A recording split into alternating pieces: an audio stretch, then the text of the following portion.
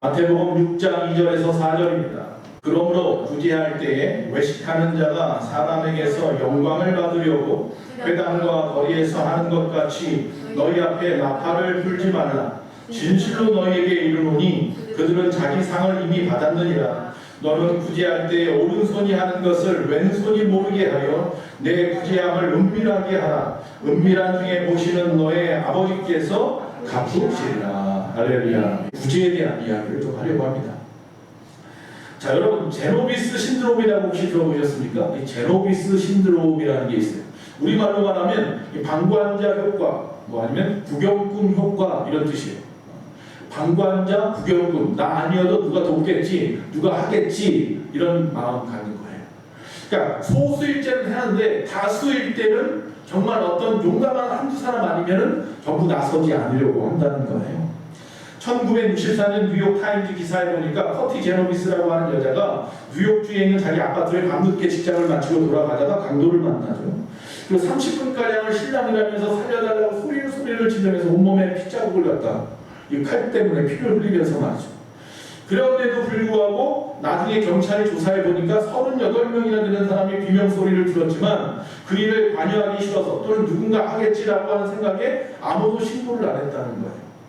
그녀가 사망한 지 20분 후에야 경찰에 신고가 들어왔고 경찰이 그제서야 와서 그 시신을 갖다가 싣고 갔다라고 말합니다. 그때까지도 아무도 나오지 않아요.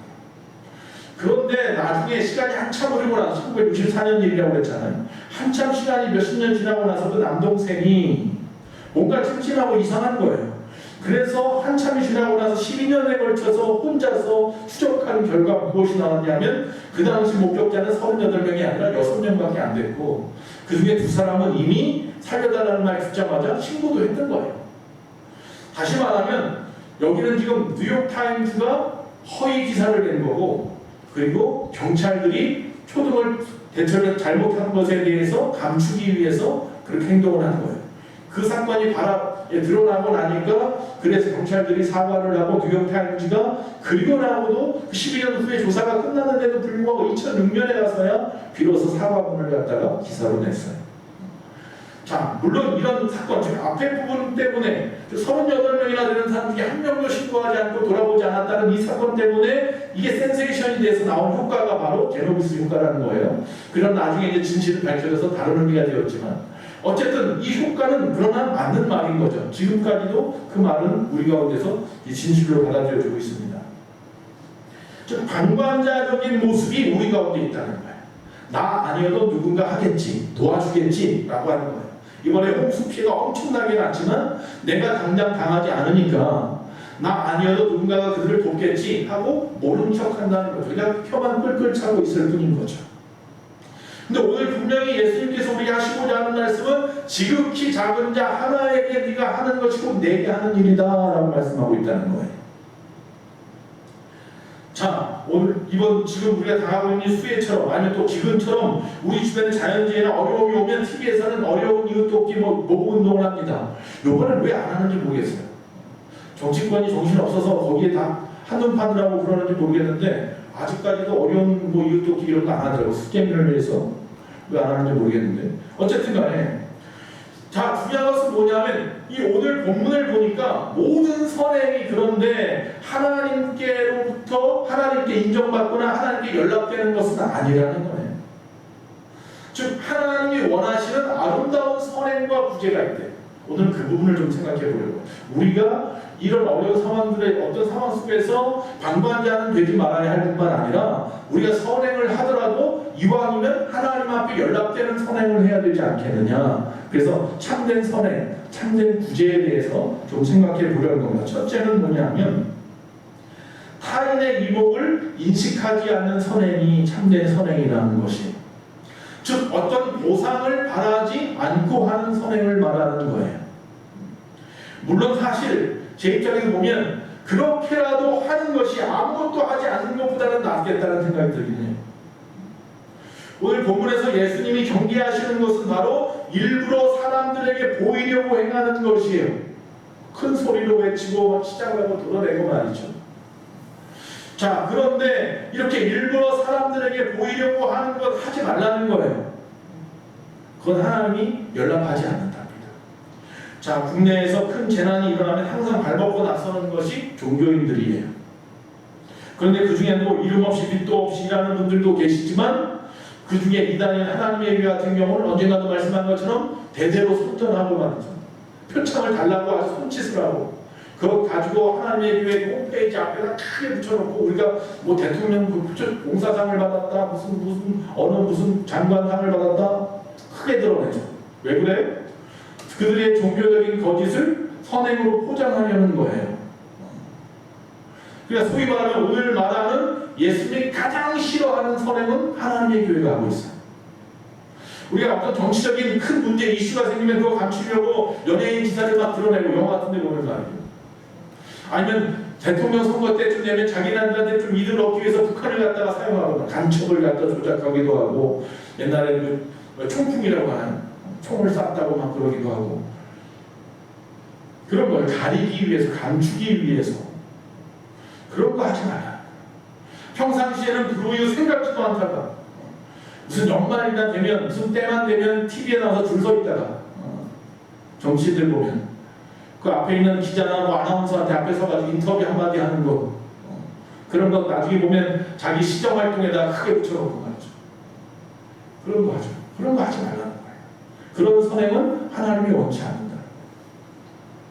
명절 때만 되면 라면이나 먹을 것 가지고 와서 각종 복지시설 정문에다 가득 세워놓고 사진만 찍고 그 안에 들어가서 돌아보지도 않고 가는 사람들. 그러니까 이번 수해 지역 때 비라도 내려야 사진이라도 잘 나올 텐데 이런 소리 나오고 있는 거예요. 즉 누군가 봐주지 않는 일을 하는 것은 그들은 바보스러운 일, 시간만 소비하고 허비하는 일이라고 생각하나 봐요. 그런 거 하지 말라고 합니다. 그 모든 일을 정말로 상대방을 위한 사랑에서 출발해야 되는데 자기의 유익, 욕심을 갖다가 가지고 출발하면 안 된다라고 말하고 있는 거예요. 하나님이 원하시는 선행은 그런 게 아니라는 거예요. 사도행전 5장에 보면 아나니아와 삽비라가 나와요. 그 두 부부가 바나바가 자기의 전 옥탑을 갖다가 전답을 갖다가 하나님 앞에 다 바쳤죠. 교회에다가 예루살렘 교회 초대교회 많은 사람들을 칭찬하잖아요. 바나바 그러잖아요.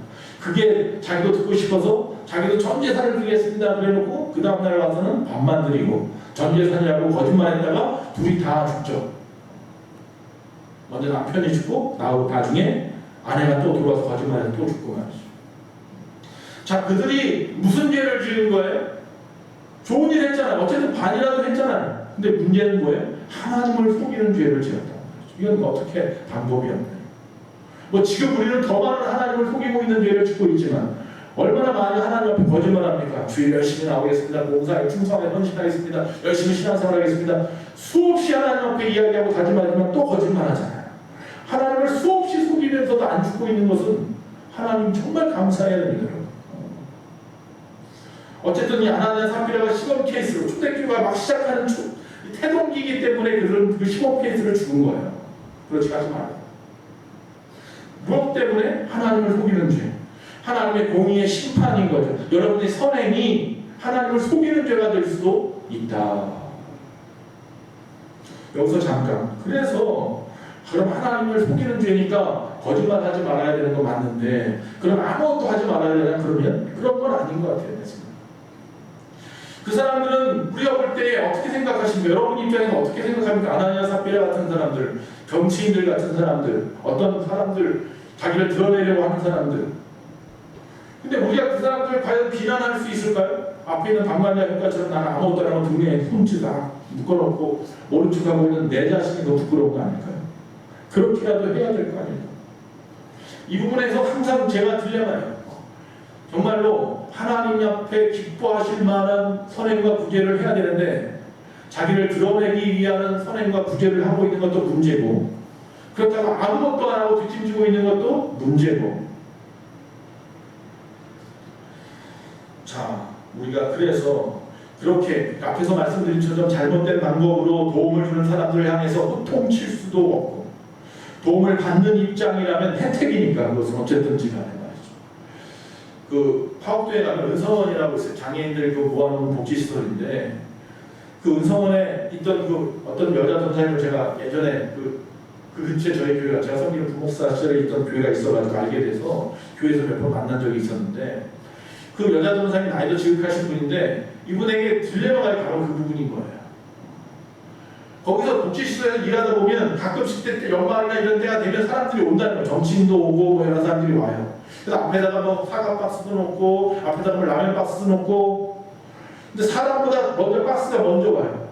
그러면 거기 직원들이 나와가지고 그 박스 입구에다 종래 다 쌓아놓고 현수막 다 붙여놓고 그럼 기다린대요. 추운 데서 기다리고 막 기다리고 더운 데 기다리고 한참 있다가 정치인이 오고 한참 있다가 기업인이 오고 한참 있다가 연예인이 오고 그리고 나서 그 앞에서 같이 사진 딱 찍고는 빨리 가버린대. 인사는 대충 하고 그럼 또 남아있는 직원들이 그걸 다 나르고 치우고 그런다는 거예요.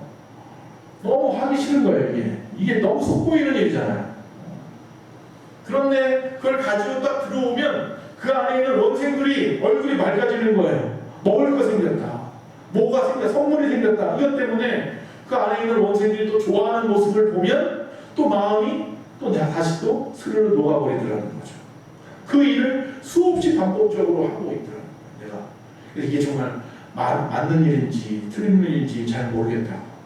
근데 그분이 항상 하는 이야기는 그래도 그 정말로 기뻐하는 그 선물을 받고 좋아하는 그 원생들을 보면 그렇게라도 하니 감사한 마음이 들기 시작하더라.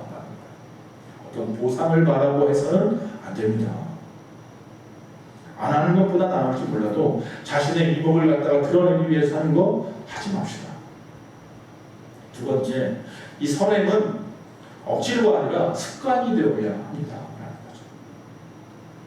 오늘 본문의 말씀이 3절 4절에 너는 구제할 때에 오른손이 하는 것을 왼손이 모르게 하여 내 구제함을 은밀하게 하라. 은밀한 중에 보시는 너의 하나님 아버지께서 갚으시리라 그랬습니다. 할렐루야. 시편 14절에 보니까 주는 벌써부터 고아를 도우시는 이십니다. 주님은 벌써부터 돕고 있는데 우리 가만히 있을 수 없잖아요. 도와야 되는데요. 오른손이 하는 것을 왼손이 모르게 하래요. 생각해보면 이 상식적으로 이해가 안 되잖아요. 여러분 오른손이 하는 걸 왼손이 모를 수가 있습니까? 내 몸이 하는 걸 내가 의식하지 않을 수가 있나요? 근데 있더라고요. 가만히 생각해보니까 이 말씀을 준비하다가 내가 의식도 없이 습관적으로 뭘 하고 있는잖아요. 다리를 떨고 있더라고요. 컴퓨터를 치면서 그때 깨달았어요. 야, 사람이 이 습관이 무섭고 의식하지 않고 무의식적으로 행동할 수 있구나. 보통 틱이라고 하는 것도 마찬가지예요. 의식하지 않고 무의식적으로 계속해서 반복되다 보니까 그냥 습관이 된 거예요. 자기가 했는지 안 했는지도 모르게 말이죠. 오늘 말씀은 그런 정도의 것까지 과연 할 수 있을지 모르겠지만 그렇게 하라는 거잖아요. 내가 어떤 좋은 일을 해놓고도 내가 언제 그 일을 했지? 할 만큼 말이죠. 몸에 습관, 반복적으로 계속해서 끊임없이 할 수만 있다면 그렇게 하라고 주님이 우리에게 말씀하는 거예요. 그런데 물론 구제할 때에 선행을 베풀 때에 그 대상이 있어요. 그 대상은 일하고 싶어도 일할 수 있는 능력이 없거나 기회가 없는 자들은 그들은 우리가 선행을 베풀고 구제를 해야 됩니다. 그러나 성경에 보니까 게으른 자들에게는 하지 말라고 말씀하고 있어요. 데살로니가서 3장 10절에 보니까 우리가 너희와 함께 있을 때에도 너희에게 명하기를 누구든지 일하기 싫어하거든 먹지도 말게 하라 하였더니 이게 습관적으로 받으려고만 하는 사람도 있다는 거죠. 제가 언젠가 TV에 보니까 어떤 할머니인데요. 그 동네마다 다니면서 바구니 하나 들고 쩔뚝쩔뚝거리면서 다니면서 돈 좀 달라고 1,000원만 줘, 1,000원만 줘 하고 다녀요. 그러더니 카메라 쫓아가는데 밀착 카메라 하는데 어느 화장실로 들어갔다가 귀부인이 돼서 나오는 거예요. 아주 귀부인이 돼가지고 딱 와가지고 자기 손주하고 그 피자집인가 들어가가지고 피자 막 사주고 돈 용돈 주고 막 그러더라고요. 그런 사람은 도와주지 말라는 거예요. 성경은 그래서 그 당시에 고아와 과부, 장애인들, 또 병자들, 독거노인 같은 분들 이런 분들 도와주라고 말하고 있어요. 총회 수련회 때 벌써 10년 전 가까이 된 일인데 다른 노예에 있던 어떤 목사님 같은 방을 쓰면서 그분이 잘 간증을 하는데 이분이 거의 10년 가까이 소록도에서 봉사하면서 살았다가 그러다가 이제 올라온 거예요. 올라와서 목회를 다시 시작하시는데 나이 한참 들어서 거의 60대였는데 그 당시에. 근데 이분이 그런 이야기를 해요. 자기가 소록도에서 처음 젊었을 때 의기양양해서 내려가가지고 열심히 해야지, 봉사해야지 하고 헌신을 했는데 처음에 하는데 많이 힘들었다는 거예요. 그 정말로 그 몸이 이그러진 사람들 밑 닦아주고 코 풀어주고 손 닦아주고 목욕시켜주고 너무 힘들고 짜증나는 거예요. 말도 잘 안 될 때도 있고 오히려 화를 낼 때도 있고 지칠 때도 지치고 말이죠. 그렇다고 돈이 생기는 것도 아니고 갈등이 생기기 시작해서 힘들었다는 거예요. 그래서 이런 갈등이 내 안에 들어서 도망치고 싶은 마음이 들면서부터 이런 마음 가지고 내가 이렇게 봉사하는 건 하나님의 영광 가리는 거 아닌가? 그래서 내려놓고 올라갔다는 거예요. 올라와서 또 있다 보니까 또 가고 싶다는 거예요. 또 가고 싶다는 거예요. 지금 다시 가면 이제 또 열심히 할 것 같은데 그때 같은 그런 마음은 안 들 텐데 그런 마음이 들어서 목회를 시작했고 그래서 하나님이 기도 중이라는 거예요. 다시 내려가야 되는지 말아야 되는지. 그 이야기를 듣는데 그분은 창피하고 미안하다는 마음으로 우리한테 이야기를 하는데 듣는 우리는 전부 부끄러웠죠. 우리 그런 마음을 한 번도 가져본 적도 없는데 자신의 그 이중적인 모습이 부끄럽다고 말하는 그 말씀을 듣는 우리가 더 한없이 부끄러웠던 때가 있었어요. 물론 그분은 지금 내려가지는 않고 목회를 하십니다. 여러분 이런 분들은 정말로 좋은 일 할 때마다 내가 언제 그런 일 했지? 그렇게 말할 분들이에요. 그 일이 얼마나 위대한 일인지에 대해서 생각하지 않고 하는 거예요. 그저 자신이 못한 것만 생각나서 항상 하나님 앞에 죄스럽고 말이죠. 이것이 바로 오른손이 하는 일을 왼손이 모르게 하는 것 아닐까요? 나 자신도 모르게 하는 그런 구제의 행동. 이게 바로 참된 구제인 줄로 믿습니다. 세 번째, 더 큰 것을 바라면서 하십시오 라는 거예요. 더 큰 것을 바라면서. 이게 뭐냐면 우리가 하는 선행과 구제는 정말 아무런 보상이나 아무런 기대가 없이만 해야 되느냐라고 물어본다면 꼭 그런 것만은 아니라는 얘기를 제가 지금 하는 거예요. 즉 우리가 선행을 베풀다 보면 우선 그 일로 인해서 우리에게 하나님이요 기쁨을 주시더라고요. 그 기쁨, 하나님이 주시는 그 기쁨을 맛보게 됩니다. 그 의료 선교사인 세브란스 선교사님이 세브란스 병원 태울 때에 주변 사람들이 항상 당신 어떻게 외국 이 나라 와 이런 거 할 수 있습니까? 라고 물으면 항상 성경 말씀을 이야기했대요. 주는 기쁨이 받는 기쁨보다 큽니다. 항상 그 이야기를 했어요. 즉 뭐예요? 내가 기쁨을 얻기 위해서 한다는 거예요. 이 일을 하는 게 내게 가장 큰 기쁨이라는 거예요. 다른 어떤 일보다 주는 일, 베푸는 일, 봉사하는 일, 헌신하는 일, 이 일이 나를 가장 기쁘게 하는데 이거 안 할 수 있겠느냐라는 얘기죠. 여러분, 더 큰 것을 바라는 것은 뭐냐면 하나님이 주시는 기쁨을 바라면서 선행을 베풀어야 되는 거예요. 그런데 이런 기쁨은 주님과 이웃을 사랑하는 마음 없이는 생기지 않는 겁니다. 그럴 수 없는 기쁨입니다. 그래서 외식하는 자들이 얻을 수 없는 기쁨입니다. 그들은 칭찬이나 명성을 통해서 기뻐할 수 있을지 모르지만 하나님이 주는 그 기쁨은 정말로 주님 우리에게 베푸신 것에 대한 영원한 그 사랑, 거기에 대한 하나님이 주시는 어떤 간섭하시는 친밀함 이런 것들에서 얻어지는 기쁨 아니겠습니까? 그리고 두 번째, 그것만으로도 족한데 하나님이 주는 기쁨만으로도 족한데 하나님은 그 숨겨서 하는 선행에 대해서 하늘에 복을 내려서 갚아주시겠다고 약속하고 있어요. 여러분이 행한 모든 것은 다 하늘에 다 기록되어 있습니다.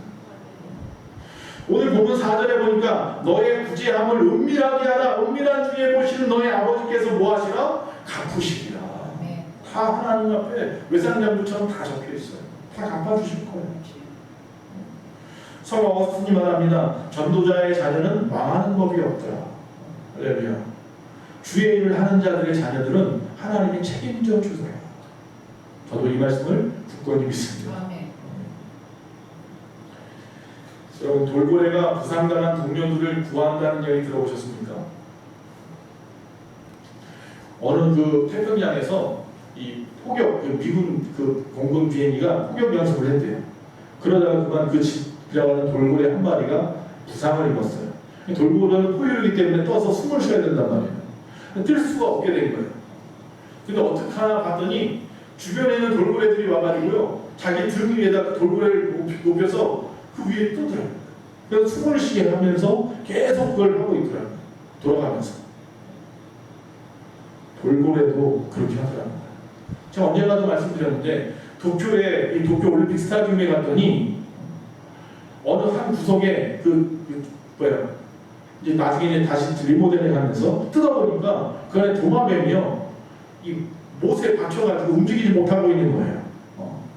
꽤 오래됐겠죠. 그런데 안 죽고 있어요. 근데 어떻게 이게 안 죽고 있었을까 보니까 주변에 다른 도마뱀들이 계속 먹을 것을 갖다 주더라는 거예요.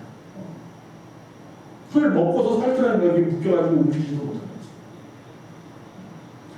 하물며 이런 동물들도 돕는데 우리는 먼저 선행의 모범을 보여야 될 줄로 믿습니다.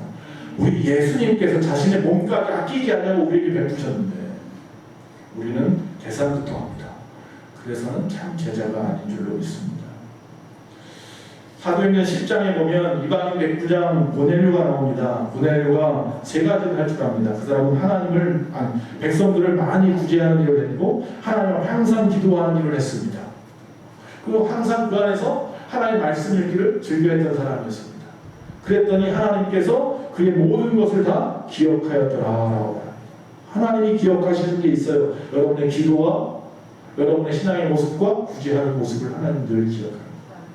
그러니까 이방인임에도 불구하고 하나님이 그를 그렇게 기억하십니다. 자, 지금 7가지만 빠르게 말할게요. 말씀하고 이제 마치겠습니다. 그럼 우리가 이렇게 구제하는 방법을 이야기 들었는데 전제 조건이 좀 필요합니다. 이 마음가짐에 대한 얘기를 했다면 전제 조건이 있는 첫째는 뭐냐면요. 꼭 복음 전파와 상관이 없더라도 하십시오랍니다. 이 기독교들 보면 꼭 따집니다. 이 일을 통해서 교회에 어떤 득이 될까 실이 될까 그런 거 따지지 말고 하라는 거예요. 교회도. 그러나 물론 복음이 먼저인 것은 맞습니다. 왜? 복음은 생명을 살리는 영생하는 일이 문제이기 때문에. 자, 그러나 이 성경은 구제의 대상의 순서가 있다는 거예요. 그래서 두 번째 성도 그 다음에 이방인의 순서로 도우라고 이야기하고 있어요. 성경은 분명히 그렇게 말씀하고 있어요. 우리 주님도 그랬고 특히 바울도 그랬어요. 즉 예수 믿는 사람 먼저 도우라는 얘기예요. 그 이야기를 쉽게 얘기하면 그런 거예요. 교회는 가정이에요. 하나님 만드신 공동체라 유기적인 공동체인데 즉 여러분 가정의 사람이 굶어 죽어가고 있는데 그 사람을 돌보지 않고 바깥에 다른 나라 사람 다른 사람을 도와주고 있다면 이건 문제 있는 거예요. 여러분 가족부터 여러분의 친지부터 여러분의 주변부터 먼저 돕는 게 맞는 거예요. 그래서 교회에 어려운 사람들이 분명히 있는데 그 사람들은 하나도 안 돕고 바깥에 다른 어려운 사람 돕겠다고 자꾸 드러내려고만 하고 있는 교회들이 얼마나 많은지 몰라요. 그러지 말아라. 바울이 가는 교회마다 모금을 해가지고 예루살렘을 구제합니다. 자, 왜 그랬습니까? 두 가지 이유입니다. 하나는 그들이 환난을 당하고 있는 상황이었기 때문이고 그들이 그 모든 것을 통하여 더 이상 일어설 만한 용기를 얻을 수 없는 제약에 빠져 있었기 때문이고요. 제약이에요. 그러나 예수 믿지 않는 사람들은 핍박을 받지 않으니 환난이 없어요. 그래 그들은 다른 방법으로 살 길이 있었지만 그 당시에 기독교인들은 경제적으로 아무 일도 못해요. 드러나니까. 그렇기 때문에 굶어 죽을 수밖에 없는 상황이었던 거죠. 그래서 돕는 거예요. 그래서 먼저 기독교인을 돕는 거예요. 여러분이 헌금하는 거 과거에 드렸던 돈 있어요. 그거 가지고 뭐 하시겠어요? 먼저 뭘 해야 되겠습니까? 그 돈 가지고. 그 이야기를 지금 하고 있는 거죠. 세 번째, 내가 좀 환난을 당했거나 극심한 가난이 있다고 하면 오히려 넘치는 기쁨이 되어서 오히려 그것이 헌금하고 구제하라라고 말하고 있습니다. 성경은 우리 이렇게 가르치고 있습니다. 즉 어려운 자가 어려운 자의 형편을 더 잘 안다는 거예요. 나는 가난하니까 내가 지금 내 코가 석자니까 나는 못 도와. 그럴 줄 알았는데 성경에서는요 그렇지 않더라고요. 고린도서에 보니까 바울이 하는 말이 이 말이에요. 나의 극심한 환난과 가난이 오히려 넘치는 기쁨이 되어서 그들을 돕는다. 네 번째로 어떤 요청 때문이 아니라 자원하는 마음으로 구제를 해야 된다. 고린도서 8장 3절에 보니까요 힘대로 할 뿐만 아니라 힘에 지나도록 하라. 자원하는 마음으로 이렇게 말하고 있습니다. 이스라엘 백성들이 성전을 지을 때 항상 자원하는 마음으로 지었더니 넘쳐났잖아요. 다섯 번째, 우리가 구제하는 것을 연보라고 하는데 이것은 성도와 교회를 섬기는 은혜에 참여하는 것이라는 사실을 잊지 말아라. 여섯 번째, 어떤 순수한 동기로, 즉 인간적인 동정 이전에 하나님께 받은 것에 감사하여서 하나님께 돌리는 방법이라고 생각하고 하라. 우리가 하나님 앞에 받은 은혜가 있어요. 이 은혜를 돌려드리는 방법이 뭐가 있을까요? 구제가 그 중에 하나라는 거죠. 근데 우리가 보통 선교지에도 마찬가지고 우리 주변에도 마찬가지고 도와줄 때요 무슨 갑을관계처럼 도와주면 안 된다는 거예요. 내가 갑이고 그 사람은 을이고. 연보라는 단어가 이 구제 헌금에 사용되는 단어인데 이 연보라는 단어가 원래 뜻이 뭐냐면 소박하다, 단순하다, 순수하다 이런 뜻이에요. 성경의 원어의 뜻은. 그런 마음으로 하는 거죠. 마지막으로 많이 거둔 자도 남지 않고 적게 거둔 자도 모자람이 없게 하라는 게 하나님의 뜻이에요. 하나님이 나에게 주신 것이라는 개념, 어떤 개념을 가지고 살아가야 돼요. 내가 좀 많은 것을 가지고 태어났다면 이거 내가 내 능력으로 가지고 난 게 아니라 하나님 주신 것이니 이것을 가지고 어떻게 해야 돼요? 나누어 줘야 돼요. 그래서 많이 거둔 자가 남으면 안 돼요. 남기지 말고 나누어 줘야 돼요. 또 태어났는데 가난하게 태어나 아무것도 없이 태어났어요. 그러나 이 사람도 역시 마찬가지로 이 적게 거둔 자라고 모자라면 안 되는 거예요. 많이 거둔 자가 적게 거둔 자에게 주어서 그들이 다 공평하게. 그게 하나님의 뜻이에요. 이게 하나님의 원리예요. 여러분 쌓아두어 봐야 성경에 보니까 썩어버리거나 도둑이 들어요. 그것밖에 없어요. 환난만 당할 뿐이다. 그래서 이런 의식을 가지고 하나는 거예요. 그게 구제고 그게 하나님이 원하시는 아름다운 선행인 줄로 믿습니다. 그래서 우리가 교회에서 지금 계속해서 캠페인하는 이런 부분들, 선교를 하는 부분이라든지 이런 부분에 있어서 여러분들이 어떤 부분이나 십시일반 도울 때 그냥 앞에서 말한 것처럼 요청에 의해서 하거나 자기를 드러내기 위해서 하는 것이 아니라 자원하는 마음으로 기쁨으로 하나님이 베푸신 것에 대해서 돌려드리는 마음으로 은혜에 대해서 보답하는 마음으로 그렇게 하시면 좋을 것 같아요. 우리가 교회에서 1년에 4번 그 총회에다 하는 헌금이 있어요. 저희 교단에는 어느 교단에는 다 그런 게 있는데 우리 교단 같은 경우는 첫 번째가 뭐냐면 신학대학교가 있어요. 신학대학교 학생들을 위해서 신학대학교 헌금을 합니다. 또 총회주의라는 헌금이 있어요. 그 총회에서 어려운 교회들을 도와요. 그때 총회주의 헌금이라는 게 있고 또 평신도주의 헌금이라는 게 있어요. 이 평신도주의는 평신도 전도국이라는 게 있는데 그 전도국에서 전도할 때 써요. 그 돈을 가지고. 그리고 또 하나가 있는데 총회주의, 평신도주의, 성서주의 있네요. 성서주의 12월 달에. 그래서 성서주의는 말 그대로 성경을 만들어서 가난한 교회나 주변에 보급하는 일을 해요. 그러니까 굉장히 좋은 일을 하는 거거든요. 이게 선한 일을 하고 정말 내가 할 수 없는 일을 내가 가지고 있는 것은 얼마 안 되지만 이걸 모으면 큰 힘을 가지니 그것 가지고 한 사람이라도 한 교회라도 하나님의 그 일을 한 부분이라도 행하는 일이거든요. 근데 제가 아무리 강단에서 이야기를 해도 아무도 안 해요. 항상 2분, 3분밖에 안 해요. 어떤 마음이 앞에서 말하는 거예요. 제노비스 같은 그런 신드롬이에요. 나 아니어도 누군가 하겠지. 내 얘기 아니야. 나하고 상관없는 얘기겠지. 그래서 가끔 보면 제가 이제 교단 서기를 하다 보니까 그 모금이 되는 게 다 제가 알게 되잖아요. 다 들어오는데 보면 많고 적음의 문제가 아니에요. 많고 적음의 문제가 아니라 온 교인이 한꺼번에 같이 열심을 다해서 보낸 교회가 있어요. 그런 교회는 어떻게 할 수 있느냐면 그 뒤에 몇백 원, 몇십 원까지 나와요. 헌금이. 그건 주일학교 아이들까지 했다는 얘기예요. 어느 교회는 딱 떨어져요. 10만 원, 100만 원, 50만 원, 30만 원 딱 이렇게. 그건 뭐예요? 그냥 교회에서 교회적으로 그냥 했다는 거예요. 성도들한테 괜히 해서 성도들한테 괜히 마음만 아프게 하고 뭐 또 시험 들게 할까봐 목사님이 알아서 그냥 재정부에서 알아서 그냥 보내는 거예요. 그게 그런 의미가 아니거든요. 그냥 그렇게 보내라는 의미가 아니라 그 교회가 구제하고 선행하는 일, 하나님의 일을 하는데 하나님의 보답하는 기회를 주는 거라는 말이죠. 그런 부분에 대해서 이해하지 못합니다. 오늘 이 말씀은 사실 주일날 해야 되는데 왜 이 시간에 하는지. 오늘 말씀은 또 영상으로 만들어지니까 영상으로 또 보내질 거니까 이 말씀을 또 하면서 오늘 말씀을 마칩니다. 그래서 이번 주일에 모여지는 대로 우리 유사람 선교사님한테 벌써부터 녹음하신 분들도 계시는데 얼마든지 간에 17일반도 도울 거고 또 이제 9월달 되면 또 평신도 주일이 있어서 거기다 이제 헌금을 하면 그 전도국에서 전도하는 일에 전도지도 만들고 뭐 이런 일 하는 일에 사용되어집니다. 이런 일들을 위해서 여러분이 항상 기도해 주시기 바랍니다. 교회가 부족한